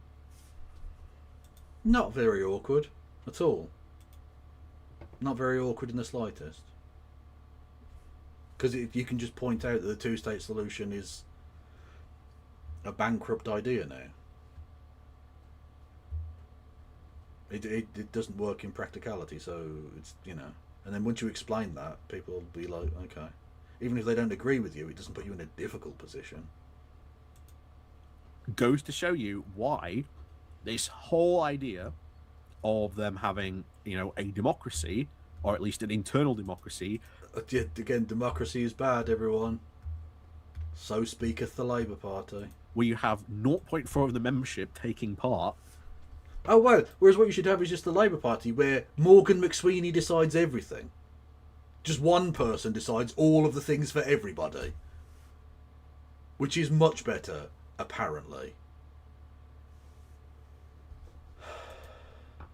Where if you sort of add up the numbers, you know what, it was 637 for, 177 against. That's 900. Wow, I can hear the fucking gears in his mind churning. People. Let's be generous and say, you know, I can smell the burning of the stripped gears of his mind grinding as he tries to do basic mathematics. Yeah, 900 people roughly, I think, on that one. And yet, apparently, there's all these new... Okay, dickhead, but like Morgan McSweeney is one person. What percentage of the Labour Party does he represent? Probably much higher than it used to be. Again, they don't reveal their numbers anymore because they're really embarrassing. Members that have joined, well, where are they on this? Where are they voting for all this? I would imagine overwhelmingly in favour. They might not be at the conference, but generally speaking, most of the people who will have joined the Green Party in recent times, if you put this argument to them, would say, actually, yeah, that's pretty racist. Yeah, Zionism isn't cool, actually. Are you arguing that there is a secret large number of people within inside the Green Party who joined under Zach Polanski, who is avowedly pro-Palestinian, but those people are also Zionists?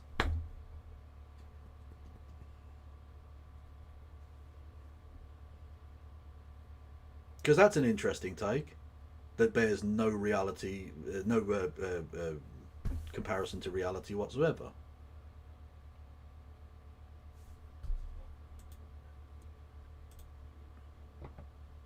Again, doesn't, shall we say, speak volumes to a party that can essentially be very, very easily controlled by a very small minority pressure group.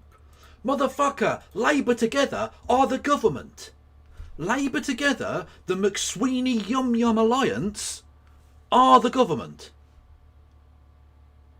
Even if you say only 900 people take to the Green Party, that's still 899 more than the Labour Party, where Morgan McSweeney decides on fucking everything. The axis of Yum Yum. We live in a Yum Yumocracy, okay? We live in a McSweenocracy.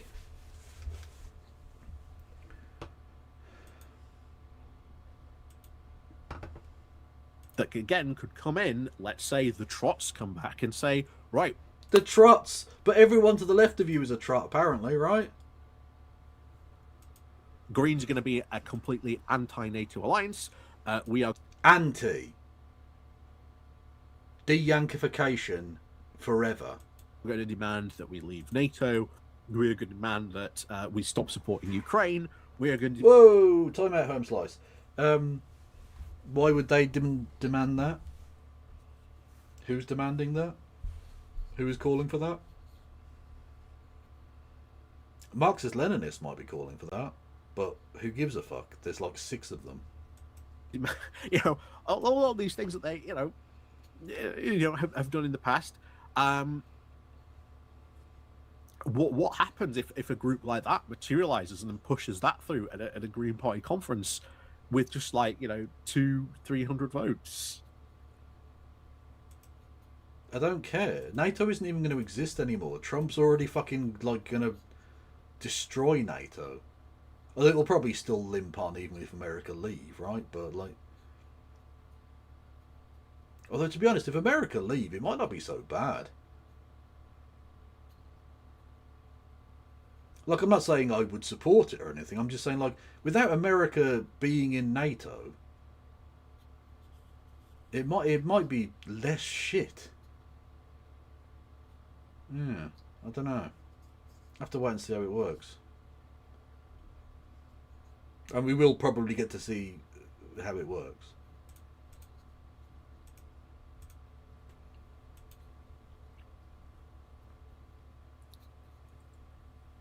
This is why I keep on saying the Green Party is not a serious political party. And I think people...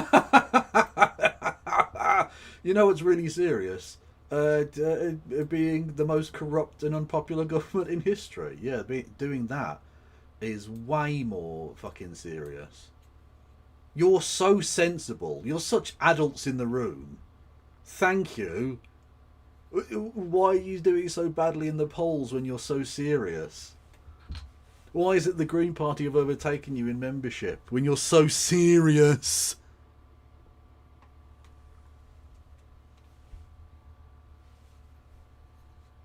Enjoy losing. People are going to find out very, very quickly how bad it goes. I think people are going to find out very, very quickly how bad it goes. Like I say, I think the next conference that they have is going to be quite a number of fireworks going off on it. Right, but that'll be after Labour Party get wiped out in the local elections, right? So they'll have some good news at least.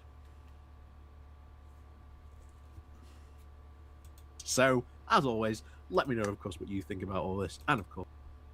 Okay, well, what I think about this is that you're full of shit. We'll see you all next time. Yeah, amazing.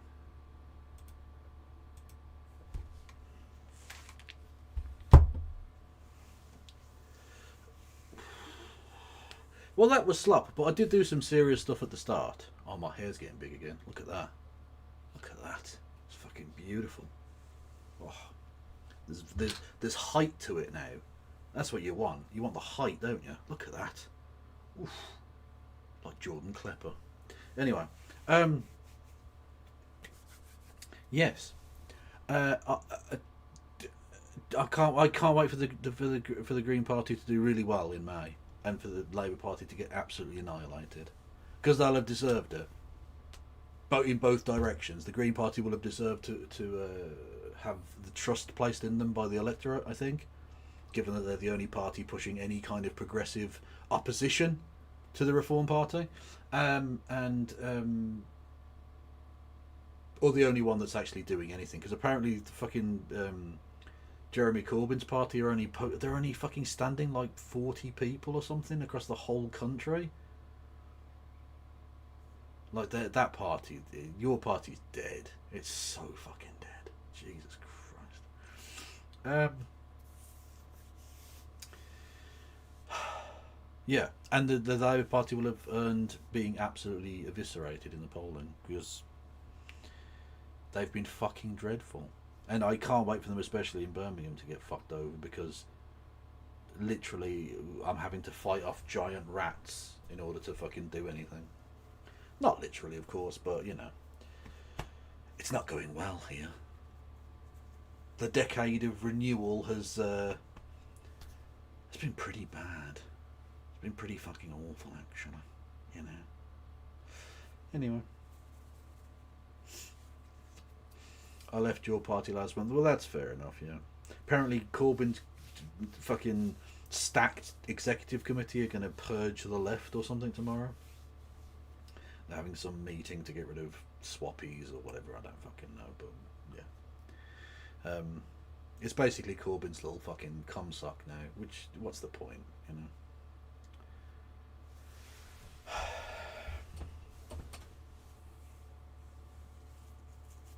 Yeah. Anyway, I'm fucking drifting off now into silence. Right, I'm gonna fuck off, but I'll be back tomorrow, possibly with No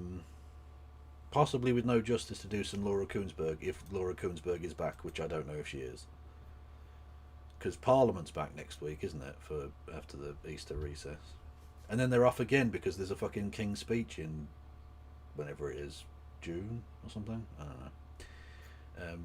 Yeah, so we'll wait and see. I don't fucking know. Okay, who's going on YouTube that I can raiderino you all into?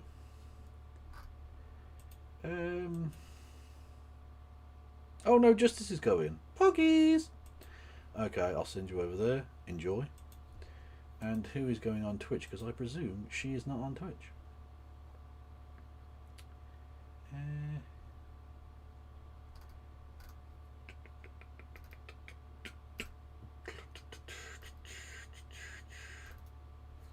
Who is going?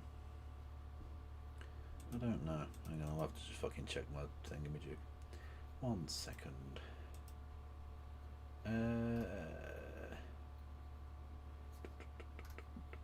What's Antifa? There's a channel in German that I follow called Antifa. Good God. What a time to be alive. Oh, Madcat's going. I'll send you over into Madcat.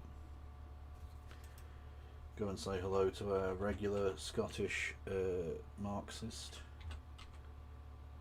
There we go. Oh, hang on. No, there we go. Okay, I'll be back tomorrow. Enjoy your existence. And oh, they're with Andy as well. Okay, cool. From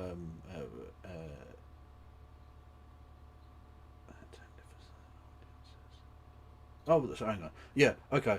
Thank you all for listening and watching. Thank you everyone for your support. I need to get better at signing off. I need to have like a proper sign off thing, don't I? He says several years into streaming. Thank you all for listening and watching. Free Palestine from river to sea. No passing around.